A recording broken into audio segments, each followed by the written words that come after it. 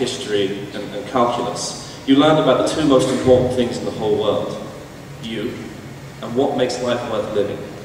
All the experiences here have helped you learn what makes you happy. So maybe Steve Jobs was right. Remember that you're going to die one day. Maybe by doing this, you'll think about the things that are really important to you. It won't be your GPA. It won't be the strangers you can impress with a Stanford t-shirt. It'll be the people sitting in this room. So tell them that before you move on. So you're about to enter the real world, and you may find yourself confronted with several questions that you just can't answer. What does an iron do? What do you mean I need a prescription? In the real... Maybe one person. That's my best guy. In the real world, you're going to have to make decisions all the time.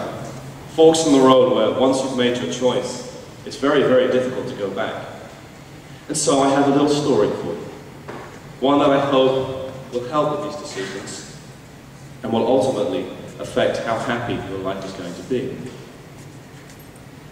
Bjorn Einar Romerer was born in Norway, and at a young age discovered he was particularly adept at ski jumping. In 2005, he broke the world record with a 239-meter jump. That means if you took off from this stage, you would fall just short of the AXA swimming pool. Bjorn didn't achieve this by chance. It took 12 years of training. It took a huge amount of physical and mental anguish, the support of his family, and lots of money. It doesn't matter that Bjorn excelled in ski jumping. What matters is what it took to get there. Talent, the will to succeed, and the support of family.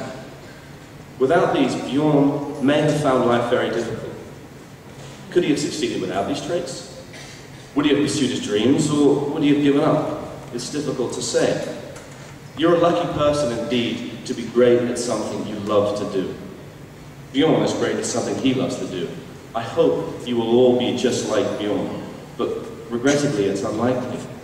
In life, what you think you ought to do sometimes gets in the way of what you want to do.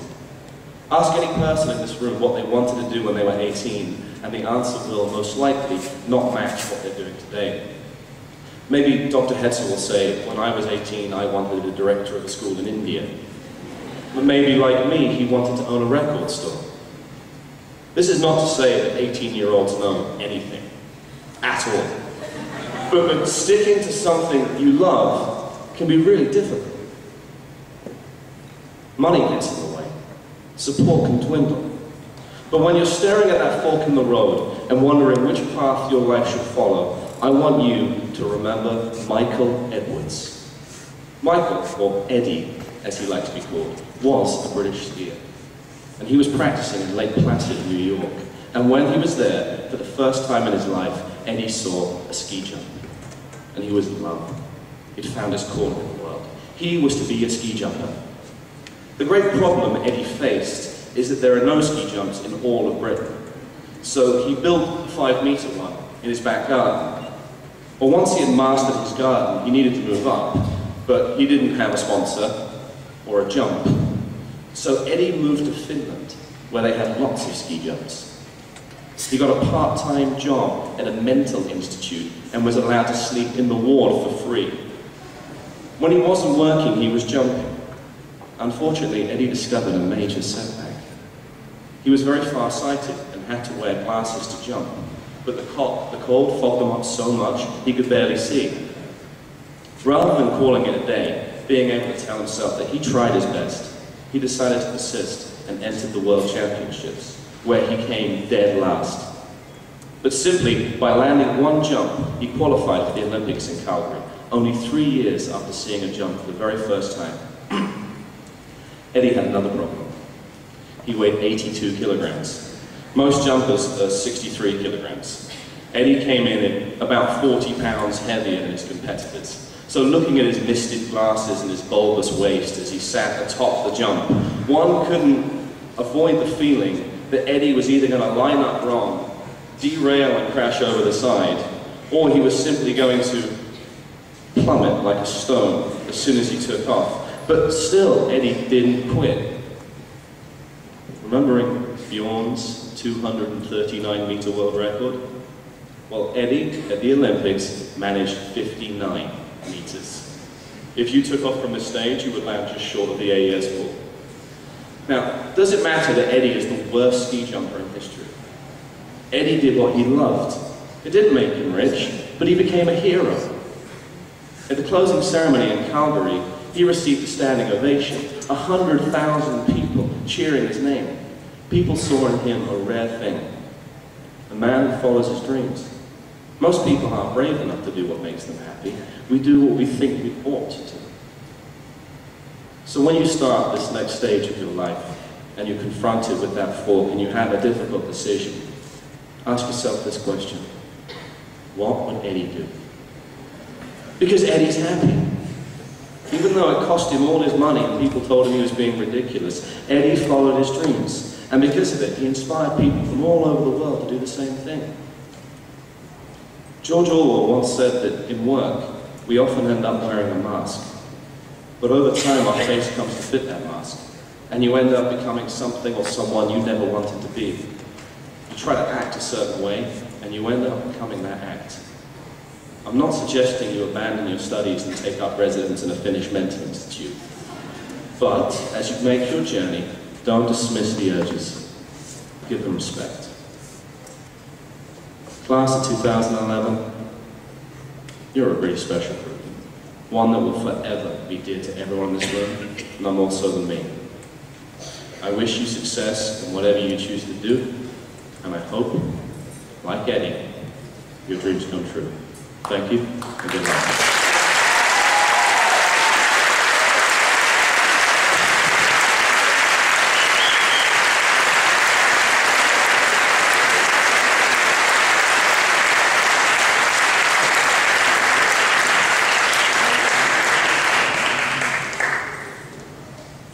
Thank you, Mr. Yo. And now I have the pleasure to introduce two of my very good friends who are incredibly talented and gorgeous. Let's give it up for Sejong Park and Pari Sasar.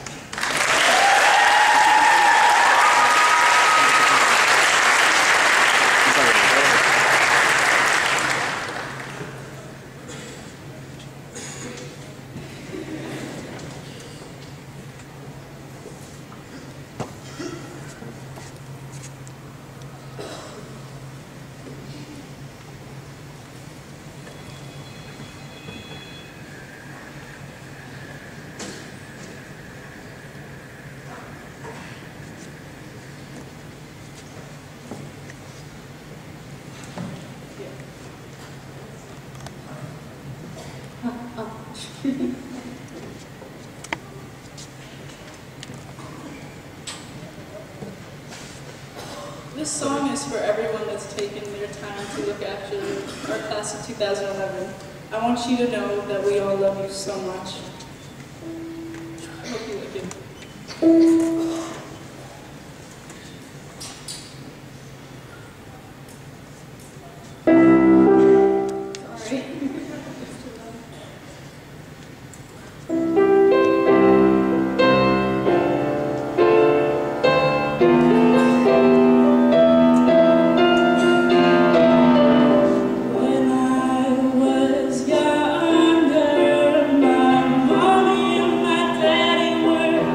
Everything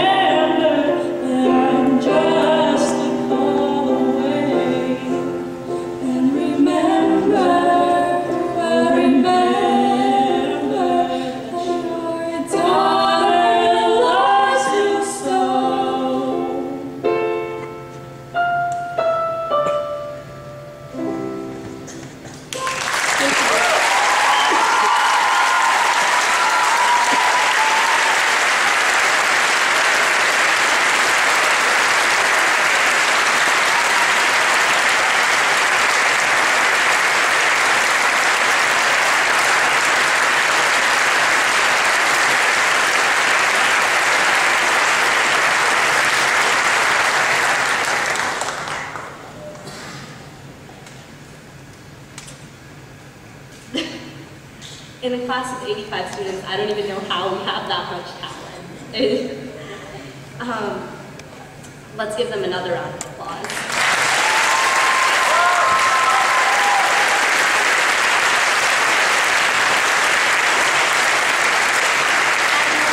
And a word of advice to all of you, use the reception after this to get their autographs now. Okay. Well, now I have the honor to introduce our guest speaker, Her Excellency Mrs. Nirupama Rao. Mrs. Rao is Foreign Secretary of the Republic of India, the second woman in history to hold this post. In addition to holding this honored post, she is also a celebrated poet. Please join me in welcoming her to the stage.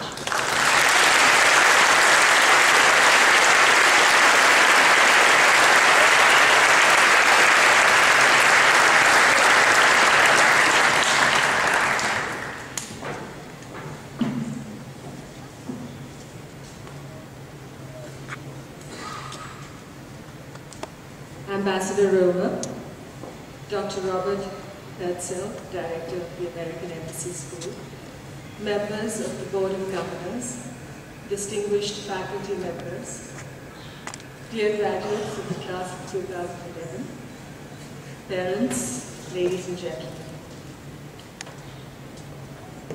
Graduation speeches are not easy to make, and I truly felicitate the young speakers before me, especially from the class of 2011.